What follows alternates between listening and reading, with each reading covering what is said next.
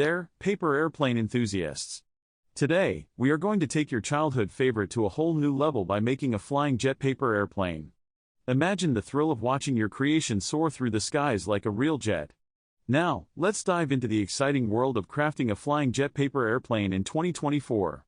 The innovation and creativity behind this project are truly captivating, and I can't wait to show you how it's done. Creating a paper airplane that not only looks like a jet but also has the ability to fly presents a unique set of challenges. We need to consider the aerodynamics, weight distribution, and overall design to achieve the perfect balance for flight. To embark on this DIY adventure, you'll need specific materials such as lightweight paper, precise cutting tools, and mastering the art of folding techniques. These elements are crucial in bringing our flying jet paper airplane to life. Now comes the most exciting part, the step-by-step process of creating our flying jet paper airplane. From folding the wings to shaping the fuselage, every detail plays a crucial role in ensuring its flight capabilities.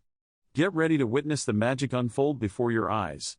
As we reach the final stages of our project, let's summarize the key steps we've taken and admire the final result of our flying jet paper airplane.